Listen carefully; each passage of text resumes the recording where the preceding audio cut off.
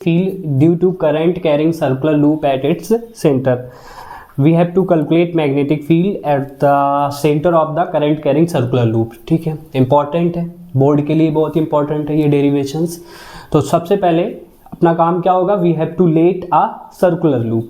तो we have to let a circular loop. Suppose मैंने ये सर्कुलर लूप लेट कर ली है and this is a circular loop in which current is continuously flowing. The current carrying loop है तो current flow हो रहा है. इसमें क्या फ्लो हो रहा है, करंट फ्लो हो रहा है. लूप की रेडियस को हमने लेट रखा है तो ये सेंटर हो गया, that is centre O. And इसकी रेडियस को हमने क्या लेट कर लिया बेटा, R. लूप की रेडियस को हमने कितना लेट कर लिया, R. आपको इसकी मैग्नेटिक फील्ड निकालनी है. तो मैग्नेटिक फील्ड निकालने के लिए आपको बायो-सेवर्ट लॉ की जरूरत पड़ती है. और बायो-सेवर्ट लॉ क्या होता है, तो बायो-सेवर्ट लॉ के बारे में आपको पता ही होगा कि फ्रॉम बायो-सावर्ट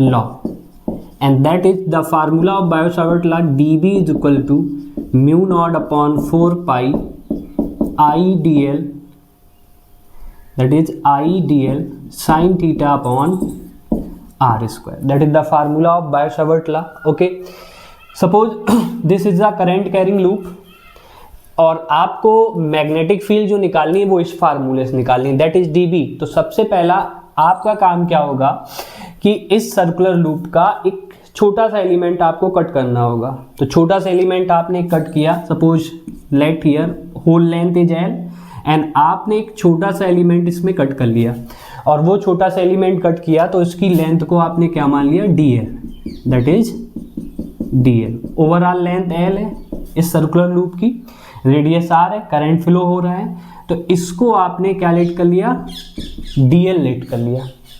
ओके, क्योंकि आपको मैग्नेटिक फील्ड dB है. dB का मतलब एक छोटे से एलिमेंट से निकली हुई मैग्नेटिक फील्ड. तो आपने इसको dl लेट कर लिया और इस dl की वजह से मैग्नेटिक फील्ड आपको निकालना है. अब बताना, करंट कैरिंग लूप है, सर्कुलर लूप पे मैग्नेटिक फील्ड की डायरेक्शन हम किससे निकालते थे, राइट हैंड थंब रूल से. तो curl of the finger current की डायरेक्शन में और थंब कहाँ की जा रहा है, curl of the finger current की डायरेक्शन में. जो थंब इंडिकेट करेगा वो मैग्नेटिक फील्ड को इंडिकेट करेगा. तो curl of the finger in the direction of current and thumb will indicate the direction of magnetic field and that is inward. क्योंकि आपको देख रहे हैं थंब अंदर की ओर जा रहा है, तो we can say that magnetic field of this current carrying loop is inward, यानी we have to represent inward in the direction of by the symbol of cross. Okay, represent कर दिया, ये इसकी मैग्नेटिक फील्ड हो गई.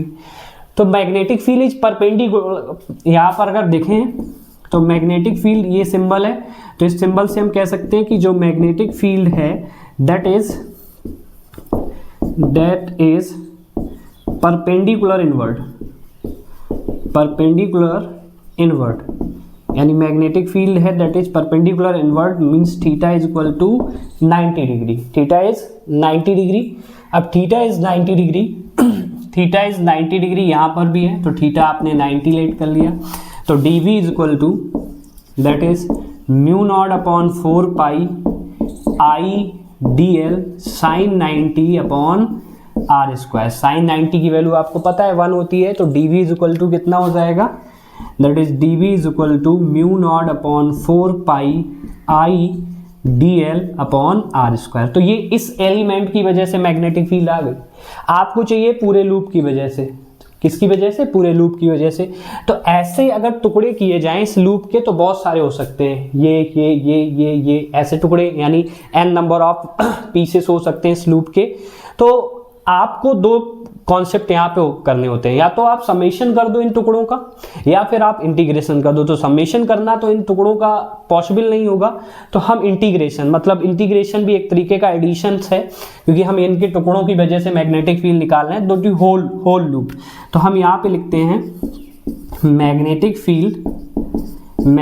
Field due to whole loop.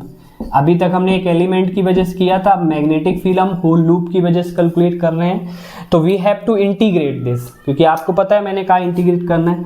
तो that is dB mu naught upon 4 pi I dl upon R square. Okay, integrate करें तो dB का तो सिंपल आपको पता है b, और यहाँ जो भी कांस्टेंट है बाहर निकाल दो, mu naught upon 4 pi I upon R square constant था, और आपको पता है dl का क्या हो जाएगा l। What is l? l क्या है? We can say that l is the length of loop. l क्या है? Length of the loop. L is the length of loop. Length of the loop you have to calculate by the formula, यानी circumference या perimeter, circumference या फिर perimeter of a circle। ठीक है, circumference कह दो या फिर perimeter। क्या होता है formula? that is 2 pi r, means you will get a length that is the 2 pi r। Length की जगह पुट अप कर दो तो b is equal to mu naught upon 4 pi that is i upon R square, and यहाँ पर 2 पाई r। तो एक r से एक r कैंसिल हो जाएगा, एंड 2 पाई जा 2 टाइम में कैंसिल हो जाएगा। अब जो फार्मूला हमारा बचा यहाँ से, वो देखो क्या बचा, b is equal to mu naught upon 2 I upon R. तो ये फार्मूला आया हमारा मैग्नेटिक फील्ड के सर्कुलर लूप के, जो करंट कैरिंग सर्कुलर लूप है उसके सेंटर पर मैग्नेटिक फील्ड कितनी होगी, b is equal to mu naught upon 2 I upon R. If यहाँ पर if loop has n number of turn, n number of turns, loop में n नंबर ऑफ टर्न है, एक टर्न की वजह से ये है, तो n टर्न की वजह से क्या हो जाएगी, इसी में n का मल्टीप्लाई कर दो, n i अपॉन r।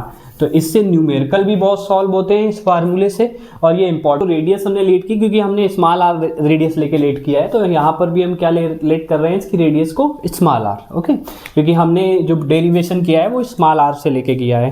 तो आई थिंक ये डेरिवेशन आपको समझ में आया होगा, और इससे रिलेटेड न्यूमेरिकल भी आपके सॉल्व होते हैं। तो इस डेरिवेशन को आप वेल प्रिपेयर कर लें क्योंकि आपके ये बोर्ड के लिए मतलब इम्पॉर्टेंट है।